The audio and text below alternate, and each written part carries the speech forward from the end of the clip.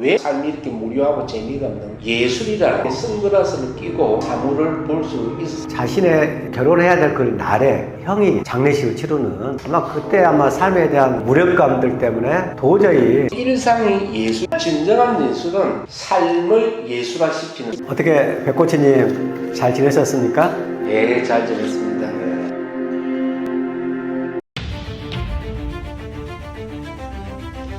최근에 교회 카페에서 어느 화가분의 전시회를 간 적이 있습니다. 이거 안코치님 그림을 다 보시고 놀랄 일이네요. 원래 뭐 그림을 보는 거를 뭐 썩 좋아하지는 않지만 많이 안 좋아하는 거예요. 교회 카페를 자주 가다 보니까 걸린 김에 봐줬다. 그래서 나 찾아가는 사람은 아니다. 근데 아마 그 어떤 그림이 어떤 새라든지 또 풍경, 어떤 꽃을 그린 그런 민화풍의 그림이었는데 그림을 봐도 저는 특별하게 감흥이 없는데 고기도 먹어본 사람이 맛을 안다. 그것에 대해서 느끼고 공부한 적이 없기 때문이죠. 너무 생소한 거죠. 그림을 볼 때 예술사 전반에 대한 공부도 하고 작가의 일을 큐레이터가 하는 일이 그거잖아요. 그림이라는 지식, 또 화가의 일생, 이런 배경 지식에 대한 이해가 있으면 그림이 달라 보이는 거죠. 나는 그 메트로폴리탄 미술관의 경비입니다라는 그 책을 보면서 저자가 어떤 예술 작품을 볼 때 뭔가 생각하지 말고 보라는 그 말이 굉장히 조용히 혼자 작품을 목도하면서 시간을 갖는 거, 그거 참 중요한 거라 생각합니다. 우리 백코치님이 얘기하신 거 보니까 제가 수학여행 때 생각이 난 것 같아요. 보통 우리 경주라든지 가지 않습니까? 그래서 그 예술품을 볼 때 거의 주막 간산식으로 예술 작품을 보는 학습이라든지 훈련이 되어 있지 않기 때문에 또 이 나이 되더라도 이제 예술품에 이렇게 큰 어떤 감흥을 느끼지 못하지 않았나 그런 생각이 좀 드네요. 저는 경주를 참 좋아해요. 한 30번 정도 간 것 같은데 갈 때마다 저는 국립경주박물관을 꼭 들릅니다. 오, 30번씩이나? 왜냐하면 비석 하나 보면서도 5분, 10분 보고 어떤 화살초 하나를 보더라도 꽤 시간을 내서 보기 때문에 몇십 번 더 가야. 이제 이 책을 보면서 내가 언제 미술관을 갔더라 그 생각을 해봤어요. 그럴 줄 알았어요. 한 코치님은 이과 출신이니까, 그죠? 그러니까 청년 때 가천에 있는 그 현대미술관 가보셨죠? 거기를 한 몇 번 가봤던 기억이 나는데 그때도 지금 생각해보면 그림을 보러 갔다기보다는 뭐 데이트하러 또 사람을 만나기 위해서 아주 불순한 의도를 가지고. 참 내가 그동안 너무나 이렇게 좀 여유 없게 예술 작품과 이렇게 담싸면서 살아왔구나. 교회 주차장까지는 갔는데 예배는 안 들어가는 사람하고 비슷한. 뭐 그렇죠. 맞아요. 백코치님은 가장 좀 기억에 남는 좀 미술관이나 박물관 있으신가요? 이집트 국립박물관. 미이라를 보면서 참 많은 생각을 했던 기억이 있습니다. 네, 대만에 한번 갔었는데 그때 가기 전에는 그 유명한 그 타이페이의 박물관이 굉장히 규모가 큰 이번에 가면은 꼭 그 작품을 가서 한번 보리라 생각을 했는데 웬걸? 이제 일주일 동안 그 타이페이 자유여행하면서 아내랑 있었는데 이제 그 간 것이 결국은 이게 야시장이라든지 또 타이페이 101층짜리 고층 빌딩 있지 않습니까? 뭐 거기를 이렇게 가고 정작 가장 중요한 박물관은 가지를 못했었어요. 가장 중요한 건데 날마다 야시장이나 다니면서 그래서 야시장 가서 이렇게 망고만 많이 사다가 먹기만 했습니다. 자, 우리 백코치님은 보기와 다르게 미술이 전공이라고 들었는데 그 예술과 문화에 대한 이해도가 좀 많이 높으실 것 같아요. 어떻게 예술에 대한 어떤 개인적인 생각은 어떠신지요? 일반적으로 사람들이 예술과 자기의 삶을 분리를 시키는 경향이 많아요. 먹고 살기 바쁜데 무슨 예술이냐 하시는데 예술과 일상은 사실 하나인 거예요. 그 저자가 그 얘기를 하더라고요. 그 예술과 친해지려면은 좀 시간이 좀 필요하다. 예술 작품 앞에서 최소한 1분 정도를 서 있으면서 마음으로 느껴보라는 저자의 이야기가 굉장히 좀 많이 와닿았어요. 박물관이나 미술관에서만 느끼는 것은 사실 하수고요. 그렇군요. 사람의 마음을 소통시키고 교감하는 말 잘하는 사람, 매너라든지 어티튜드 참 많은 사람에게 호감을 주는 이런 사람, 그게 일상이 예술이 되는 겁니다. 근데 백코치님 얘기 들어보니까 우리 인간, 우리 사람이 아마 최고의 예술품이지 않나 그런 생각이 좀 드네요. 유일무이한 예술품이죠. 세상에서 상대방하고 비교평가해서 자기를 비하시키는 것은 창조주에 대한 도전인 거죠. 그 보석이 왜 보석입니까? 희귀하기 때문이죠. 이 세상에 나와 똑같은 사람은 아무도 없어요. 그거에 대해서 우리는 깊은 간격이 있어야 될 것 같아요. 우리가 제품이나 작품에 대한 차이를 얘기하잖아요. 제품은 공장에서 막 찍어내서 같은 것들이 많지만 작품은 오직 하나밖에 없다라는. 그래서 우리 인간은 우리 백호님 말씀처럼 참 하나님께서 우리에게 지은 가장 멋진 또 아름다운 예술품이다라는 생각을 또 하게 되네요. 미술 작품 중에서 특히 난해하게 생각하는 게 추상화인데요. 추상화와 낙서 어떤 게 함축되고 결여되어 있기 때문에 그 차이가 날까요? 저도 그 차이를 잘 모르겠어요. 그 피카소 그림이라든지 또 요즘에는 뭐 행위 예술이랄까요. 뭐 바나나 이렇게 벽에다 탁 붙여놓고 이렇게 예술 작품이다 그런 경우도 참 있는데 그런 경우를 볼 때마다 참 이해가 잘 안 되더라고요. 그래서 그림에 대한 설명이 필요한 건데요. 정상적인 추상 작품은 작가가 구상의 과정을 거쳐서 추상가는 거예요. 그러니까 형상을 묘사하는 걸 뛰어넘어서 그 무엇으로 나아가는 작품입니다. 그리고 그 작품 안에 작가의 철학이 녹아 있어요.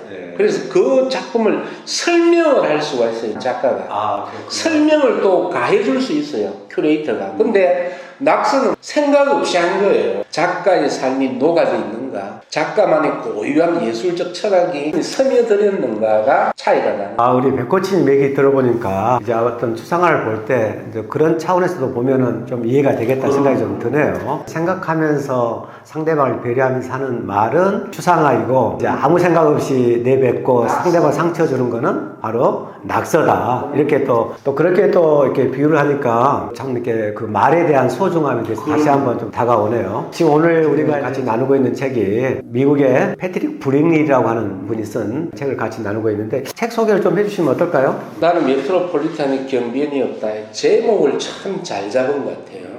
메트로폴리탄이라는 세계 3대 박물관, 미술관에다가 경비원, 뭐 언밸런스하고 매칭이 되지 않을 것 같은데 그 두 긴장과 간격 사이를 통해서 뭔가를 전하고 싶었던 책 제목을 참 잘 잡은 것 같습니다. 경비원이 된 저자가 그 암으로 고생하는 형을 보고 마음 둘 곳이 없어서 마음이 힘들면 어디 가서 숨어버리고 싶은 생각이 들잖아요, 그죠? 그렇죠. 그런 것을 통해서 매트에 경비원으로 들어간 것인데 그 안에 들어가서 단순한 생계 차원을 넘어서 예술에 대한 탐색과 고찰을 경험하게 됩니다. 저는 이 책을 보면서 저자에 대한 관심들을 좀 갖게 되는데 백호치님께서 방금 얘기했던 것처럼 이분이 뉴요커라고 하는 그 잡지사에 편집하고 기자하는 그런 역다가 자신의 결혼해야 될 그 날에 형이 장례식을 치르는 어려움들을 당하게 되는데 아마 그때 삶에 대한 무력감들 때문에 도저히 앞으로 전진할 수 없어서 이 자리에서 멈춰야겠다. 가장 단순한 일이 뭘까? 그러면서 이제 아마 그 매트에 그 경비원에 어플라이 하지 않았나. 그 사람들이 외로울 때, 정신적으로 힘들 때 가장 귀한 것을 발견하는 경우가 많은 것 같아요.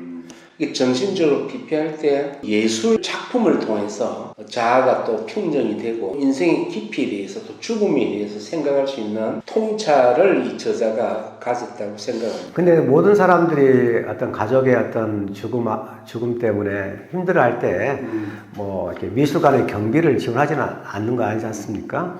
이분이 자라오는 환경을 보니까 아버지가 집에 들어오면은 뭐 이렇게 몇 시간씩 피아노를 쳤다고 그래요. 그래서 피아노를 치면서 하루에 어떤 걸 마감했다고 하는데 그런 집안 분위기로 봤을 때 또 어릴 때 보니까 엄마와 함께 또 그런 시카고 미술관도 가서 이렇게 미술품도 이렇게 보게 되는. 기본적으로 예술에 대한 이해가 깔린 집안이에요. 그래서 제가 이 책을 읽으면서 내가 이렇게 예술에 대한 감흥이 없는 거가 결국은 내가 자라는 환경이 그러니까 맛은 아니다. 우리 부모님 세대들은 다 이게 부모님까지 소환시키고 어떤 그 생존 때문에 미술품하고는 보통 사람들이 그런 식으로 방패를 치고 그런 식으로 많이 봤습니다. 그래서 저자도 전공은 미술은 아니었지만 이렇게 부전공으로 미술사를 전공하면서 아마 그런 예술 작품을 보는 안목들을 대학 때부터 기르지 않았나 싶어요. 그 사람의 내면에는 아름다움에 대한 욕구가 있잖아요. 먹고 사는 걸 뛰어넘으면 이제 정신적으로 안정되고 가장 귀한 것을 찾는 욕구가 있는데 저는 사실 이 책을 처음에 접했을 때 일반인들이 이해하기에는 조금 난해하고 어려운 것이 아닐까라는 생각을 했었는데 놀랍게도 이 책이 미국에서 40주간 아마존 베스트셀러에 올랐다. 그리고 우리나라도 오랜 기간 동안 베스트셀러에 있는 걸 보고 야, 과거와 달리 사람들이 이제 의식이 상당히 높아졌구나라는 것을 깨달았죠. 뭐 그런 면도 없지는 않겠지만은 또 이 작품이 굉장히 많은 사람들이 읽히는 원인 중에 하나가 어쩌면 그게 내 얘기다라는 생각을 갖게 되는 것 같아요. 비록 가족은 잃지 않았지만 요즘 현대인들이 굉장히 많은 어떤 상실감들을 많이 느끼지 않습니까? 직장에서의 어려움들, 또 경제적인 어려움들, 또 어떤 여러 가지 그런 어려움들 때문에 뭔가 쉬고 싶고 그 자리에서 이렇게 멈추고 싶은 그 현대인들의 그런 마음들을 아주 잘 이렇게 나타내지 않았나 그런 생각이 좀 드네요. 작가가 암으로 죽은 자기 형 톰이죠. 이 형을 생각을 하면서 트로 미술관에서 경비 일을 하면서 치유하는 과정을 쭉 그리고 있는데 책을 보면서 굉장히 제가 이제 좋았던 것 중에 하나는 저자가 언급한 그림들을 볼 수 있도록 이때 메트로폴리탄에서 홈페이지에 다 이렇게 업로드 해놨더라고요. 그림을 같이 보면서 이렇게 책을 읽는 그런 재미도 굉장히 쏠쏠했. 그러면 예술을 대중화시키고 예술에 대한 안목을 사람들에게 가져다 준 것은 굉장히 큰 매력이라 생각합니다.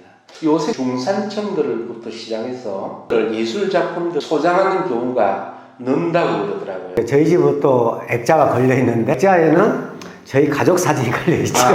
한 15년 전에 저희 지인께서 그 당시에 이렇게 크레용이라고 하죠. 크레파스. 그걸로 그려준 작품이 크레용이 크레파스가 또 이렇게 변하지가 않더라고요. 크레파스에 이제 오일이 들어가 있기 때문에 유성은 거의 변색이 잘 안 돼요. 그것도 뭐 작품이라면 작품을 할 수 있겠네요. 가족들을 모한 사진이나 그림을 한 걸음 뒤에서 보면 이게 하나님 만드신 작품이잖아요. 남들을 만나게 하시고 가정을 꾸미게 하시고 이것처럼 엄청난 작품이 있겠습니까? 그렇죠. 본인은 예술에 대해서 인식이 전혀 없지만 이미 예술 작품의 한 부분이 된 거예요. 근데 저도 이제 하나님께서 만든 예술품이기 때문에 저는 또 예술품 보면서 저는 동질성도 느끼지 않을까요? 그렇게 좀 폄하하지 마시고 아무리 제가 예술에서 이렇게 감흥이 없다고 해서 너무 폄하하지 마시고 저도 이렇게 좋은 작품 보면 저도 감동하는 사람입니다. 그래요? 저도 사람이에요, 사람. 원래 이 미술관 미국 독립기념일을 축하하기 위해서 1870년에 개관해서 결국 현재의 자리 뉴욕으로 이전했는데 순수하게 민간 주도 미술관이에요. 민간이 박물관, 미술관을 꾸미려면 지정받고 또 구입하고 300만 점이 있다는데 민간 미술관에서 300만 점을 어떻게 구했을까? 전 세계 작품들을 다 모아서 300만 점을 한 곳에 전시한다. 이건 엄청난 일인 것 같아요. 자료를 찾아보니까 뭐 1년에 한 700만 명 정도가 이렇게 방문을 한다고 그래요. 그래서 저는 이제 이 책 제목이 이제 메트로폴리탄 미술관의 경비원이지 않습니까? 그래서 경비원도 무려 500명이 있어요, 500명. 그러니까 얼마나 그 규모가. 한번 뉴욕에 가면 꼭 이 미술관에 한번 들려보면 좋겠다라는 생각을 또 이 책을 읽으면서 다시 한번 생각하게 됐는데요. 근데 이제 이 작가가 그 300만 점 중에서 가장 슬픈 그림을 하나 이제 선택을 했는데, 특별히 이 저자는 이 그림을 보면서 형을 많이 이렇게 생각을 했다고 해요. 결국은 어떤 죽음에 대한 부분인데, 그 이탈리아, 특히 이제 중세시대 때 이탈리아 화가인 베르나르도 다리라고 하는 사람이 그린 십자가 형벌이라고 하는 이렇게 그림인데 아마 혹시 이 그림을 보시면서 또 어떤 생각이 좀 드셨나 모르겠어요. 수사 출신이죠, 네. 이 작가가. 그런데 그 책의 내용을 보면 특이하다. 저자가 넌 크리스찬이거든요. 그렇죠. 넌 크리스찬인데 이 그림에 이제 꽂히고 많은 생각을 했다는 것 자체가 작가의 이제 신경이 적나라하게 나와 있는 거죠. 그 예수님께서 십자가에 달리면서 그 그림 자체가 피를 쏟아내는 이런 그 힘든 그림 밑에 어머니와 요한이 막는 자세라는. 그러니까 메시아임에도 엄중하게 찾아온 죽음에 대해서 마리아 요한이 참 어떻게 할 바 모르는 이 그림이 마치 이제 이 작가의 상황과 매칭이 되어서 교감이 있지 않았을까. 그 어려움 때문에 예수님이 당한 십자가 고난을, 그러니까 넌 크리스찬이지만 기독교 문화권에서 자랐기 때문에 감흥을 소환하지 않았을까 그런 생각이 듭니다. 아마 그 서양 예술에서는 아마 이 기독교하고 뗄래야 뗄 수가 없을 텐데 모든 그림이나 또 조각품이나 모든 작품들이 결국 기독교와 다 연관이 있는데 이 책을 읽으면서 좀 재밌는 사실이 관람객들이 불평을 한다는 거예요.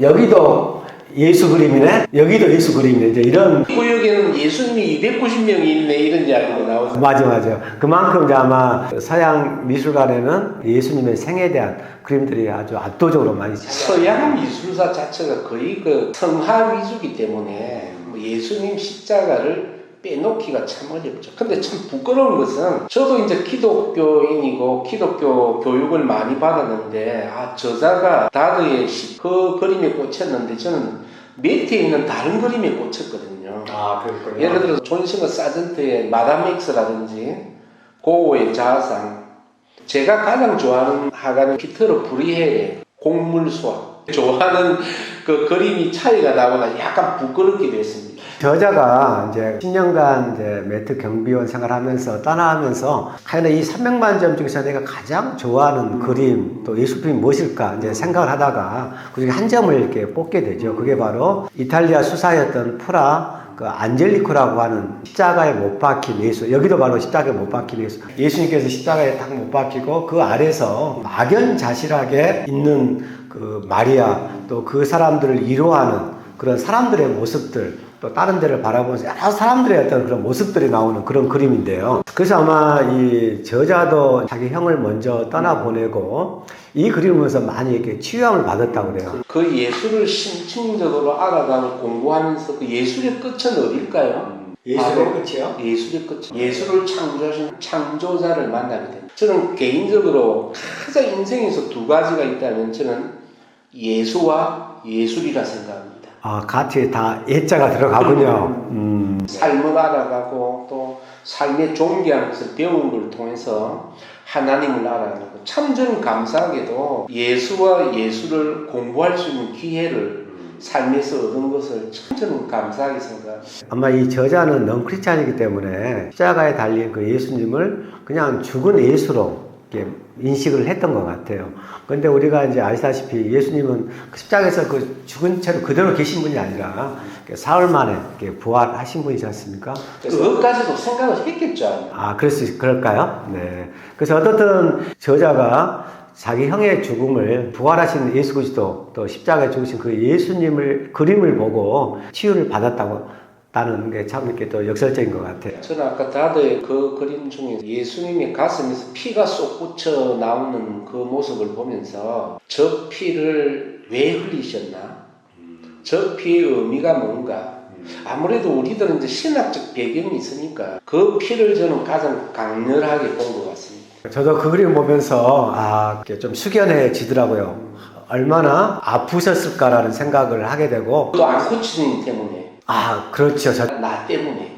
그러니까 역시 뭔가 좀 저자가 이렇게 얘기해죠. 일상은 모순적이고 가끔 지루하지만 굉장히 아름다운 것이다. 일상이라고 하는 것이. 이제 일상이라는 것은 어떤 뭔가 아름다운 어떤 삶을 창조해내는 또 새로운 것을 창조해내는 과정이다. 이렇게 저자가 이야기를 했는데 어떠세요? 우리 백코치님은 이런 일상과 그 예술의 관계, 어떤 상관관계라고 그걸 어떻게 지금. 우리가 커먼센스를 가지고 사는 것은 사실 재미가 없어요. 제 주위에도 삶이 재미가 없다고 호소하는 분들이 참 많은데 어제도 들었습니다. 어제도 들었는데 어떻게 보면 그 이유는 삶이 철저하게 한 외로워해보고 절박함이 없었기 때문에 그런 허무주의로 나가는 것 같아요. 예를 들어서 빵 하나가 얼마나 맛있는가를 깨닫기 위해서는요 철저한 줄임이 있어야 돼요. 한 몇 끼를 굶은 상태에서 먹은 빵이 얼마나 맛있는지 몰라요. 그리고 사람이 평소에 귀해 보이지 않는데 어떤 사람이 아주 오랜 시간을 혼자 외롭게 지냈다가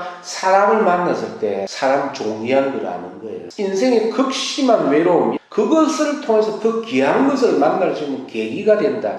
예술도 그렇지 않을까 그런 생각이 듭니다. 그렇군요. 책을 보면서 또 한 가지 참 재밌는 사실이 너무 이렇게 심심하다 보니까 이 저자는 이 전시실에 있는 그림 숫자를 셌다고 그래요. 그래서 거기 숫자를 세보니까 무려 596점이 있더라. 그런데 그 그림 속에 사람이 몇 명 있는가 세봤더니 무려 8,496명이 사람들이 그려져 있더라.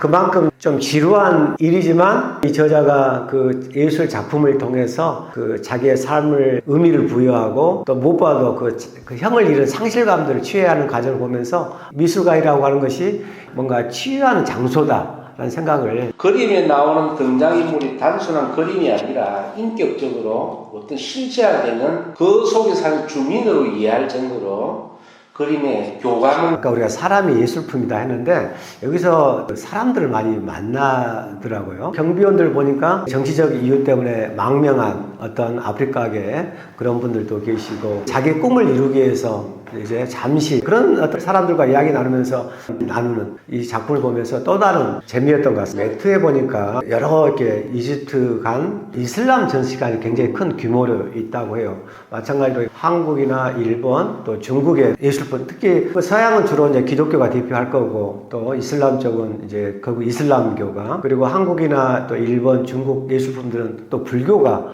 여러 종교 관련된 예술품들이 굉장히 조화를 이루면서 관람객들을 맞이하고 그게 매트의 특징이죠. 그 인상이 깊은데요. 그렇죠. 우리 현실적으로 봤을 때 이 종교가 참 서로 이렇게 합하지 못하고 조화를 이루지 못하고 서로 갈등 있는 경우가 많이 있지 않습니까?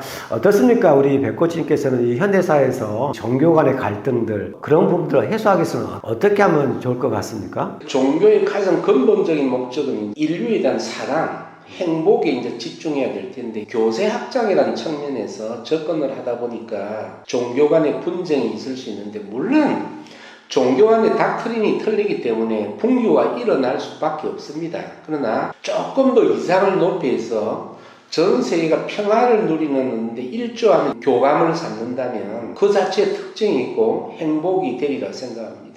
그 종교를 영어로 릴리전이라고 하지 않습니까? 수술할 때 묶는 데 쓰는 시를 이렇게 니거처라는 단어 쓰거든요. 근데 같은 어원이라고 해요. 이렇게 니지오라고 하는 스페인에서 왔는데, 그게 어떤 묶음, 뭐 연결, 이제 그런 의미가 있는데, 아마 이 종교라고 하는 거는 어떤 사람들과 사람들을 연결시켜주고 또 가장 근본적인 어떤 진실들을 추구하는 또 그런 과정이지 않나라는 생각을 하게 되는데, 이제 좀 마무리를 했으면 좋겠는데, 우리 인생은 마지막으로 죽잖아요. 죽음이 변할 수 없는 사실인데, 저자가 아테네에서 가져온 그 작품 중에 크로스 소년 조각사라는 게 있어요. 그 사람을 보면서 인간은 누구나 죽는구나, 그러면서 형의 죽음에 대해서 이해를 하게 되고 또 그 과정을 통해서 치유하게 되는데, 어떻습니까? 우리 인간은 누구나 다 죽는다고 하는 이 명제 앞에서 그럼 죽음과 삶에 대한 어떤 그 간격, 그 고를 공동묘지에서도 찾을 수 있겠지만, 저는 박물관에서 찾을 수 있다고 생각합니다. 박물관에서 삶과 죽음을 생각하는 거죠.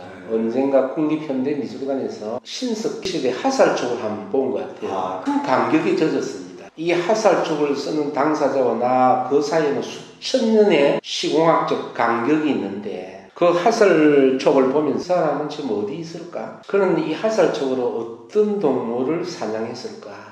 인생이라는 게 참 무상하다. 저는 바쁜 사회 속에서 미처 생각하지 못했던 삶과 죽음, 그리고 시간의 흐름, 이것을 박물관에서 느낄 수 있는, 무엇을 봤다 보다 더 중요한, 박물관은 생각을 할 수 있는 공간이어서 저는 참 좋은 것 같습니다. 박물관에 거북이 등으로 만든 악기가 있다고 그래요. 아프리카에서 온 악기인데, 이 악기를 보면서 저자는 메멘토 모리라고 하는 죽음을 기억하나? 그렇죠. 로마 시대 때 전쟁에서 승리한 장군의 개전식을 할 때, 전쟁 승리할 때 얼마나 그 장군이 이렇게 업이 돼 있었겠습니까? 좀 승리에 도취될 수 있겠죠. 그때 뒤에서 메멘토 모리, 당신의 죽음을 기억하라, 당신의 죽음을 기억하라, 이렇게 얘기를 했다고 하죠. 저는 황금 가면, 골드 마스크와 미이라를 보면서 참 허무하다. 이때 왕은 이걸로 얼마나 자랑을 하고 영혼을 꿈꾸었을 텐데, 썩어 문드러진 미이라를 보면서 참 허무하다, 인생이. 이 저자가 매트에서 느껴 경험에서 끝나는 것이 아니라, 이것이 우리에게 적용이 되어져서 일상과 예술의 상관관계에 대해서 한번 고민을 해봐야 되겠습니다. 왜 어떤 사람들은 삶이 이렇게 무료하고 재미가 없는가? 저는 예술이라는 아름다움의 선글라스를 끼고 모든 사물을 볼 수 있었으면 좋겠습니다. 모든 사건과 환경을 대하면서 이것이 우리를 위대한 작품으로 만드신 하나님의 어떤 순결을 느끼면서 그것을 인식하고 만지고 대하고 살아가는 것. 진정한 예술은 삶을 예술화시키는 일련의 작업들, 이것이 우리에게 정말 필요하다고 생각합니다. 그동안 저도 예술에 대해서는 굉장히 동떨어져 살았는데, 책을 읽으면서 미술 작품도 좀 보면서 살아야겠구나. 좀 보세요. 그리고 이 예술품이 얼마나 의미가 있는지 그래서 또 이번에 또 작가를 통해서 그 예술품을 보는 그 눈이 조금 생긴 것 같아요. 인생은 짧고 예술은 길다. 호랑이는 죽어서 가죽을 남기고 사람은 이제 이름을 남기는데 우리가 진정 예술품이라면 우리도 뭘 남겨야 될 텐데 어떤 사람은 돈만 자꾸 남기려고 그러는데 했던 말, 품성, 이 삶에 대해서 어떤 사람들이 좀 감흥받고 평가해 준다면 이 사람의 삶은 가치가 있다고 생각합니다. 근데 우리 백코치님 그 말씀하셨는데 저는 그 속담을 이렇게 좀 바꾸고 싶어요. 호랑이는 죽으면 가죽을 남기지만 사람이 죽으면은 이야기, 스토리를 남긴다. 근데 이제 어떤 스토리냐 이게 또 중요한 거죠. 그러겠죠. 예술가가 좋은 이유가 뭐냐면 뭐 정치인, 권력자, 부자, 혹은 업을 이룬 사람들은 반대급부가 있을 수 있거든요. 반드시 정적이 나올 수 있고 그런 반면에 예술가들은 적이 없습니다. 어느 누구도 예술가를 대항하는 사람이 없습니다. 그렇죠. 그 삶 자체가 너무 아름답기 때문이죠. 어떤 일을 하든 어떤 목표를 가지고 살든 간에 예술가적 자태를 유지하면서 살아간다면 본인도 기쁘고 정말 많은 사람을 행복할 수 있는 그런 삶을 소망할 수 있다 생각합니다. 오늘 이 시간을 가지면서 우리 백코치님에 대해서 다시 한번 제가 보게 된 것 같아요. 이렇게 또 예술에 대해서 이렇게 감각이 있으시구나. 그동안 그냥 그런 인생이 아니라고 생각이 드는데 또 예술과 연관시키니까 좀 멋져 보이십니다. 그러니까 안코치는 평소 생각이 짧았다는 것을 이제 발견하는 겁니다. 저는 이제 마지막으로요. 일상이 얼마나 예술 작품인가를 알려면 예를 들어서 프랑스 가서 에펠탑을 찍은 사진을 3, 40년 후에 보면 뭐 별거 아닙니다. 그 어디서나 다 볼 수 있어요. 근데 3, 40년 전에 어릴 때 부모님과 일상의 소중한 기억을 찍은 사진을 본다면 그렇게 감동적이고 눈물 날 수밖에 없는 거죠. 그래서 우리 지금 이 삶 자체가 예술입니다. 우리 그걸 인지하지 못할 뿐이죠. 늘 감사하면서 늘 기뻐하면서 하루하루를 보석같이 여기는 이런 삶이 진짜 예술을 아는 사람이지 않을까. 그래서 결국은 삶이 예술이다. 그럼요. 또 예술이 삶이다. 예술이 또 삶이다. 예술은 매트에만 있는 것이 아니라 우리 삶 자체가 예술품이다. 그래서 아까 우리가 메멘토 모리라고 했는데 아까 죽음을 기억하라고 아모르 파티라고 그래서 자기 인생을 사랑하라, 운명을 사랑하라 그런 의미가 있죠. 일상에 대한 중요성을 얘기하니까 지금 현재 이 까르페 디엠 현재를 즐기고 현재를 소중히 여기는 마음. 그 명언들의 공통점은 지금 현재가 보석 같은 예술이다. 우리가 오늘 만나는 사람들 또 우리 옆에 있는 우리 가족들을 그러니까 소중히 여기면서 살아갈 때 그게 바로 예술가라는 생각을 또 이 책을 보면서 다시 한번 하게 되네요. 톨스토이가 그런 이야기를 했죠. 내 삶 중에서 가장 중요한 것은 지금이고 내 삶 중에서 가장 소중한 사람은 지금 내 앞에 있는 사람이다 라는 간절함을 가지고 오늘 하루를 살아간다면 지루할 틈이 없을 겁니다. 그래서 제가 우리 백코치님이 지금 가장 소중하고 중요한 사람입니다. 저에게 바로 앞에 계시니까. 자, 오늘 너무나 좋은 말씀 해주셨는데 수고하셨습니다. 감사합니다. 우리 다음은 용산박물관 한번 가야죠. 그렇지, 그렇게 한번 하고 또 가천 현대미술관도 한번 가고 갑시다. 네, 가시죠.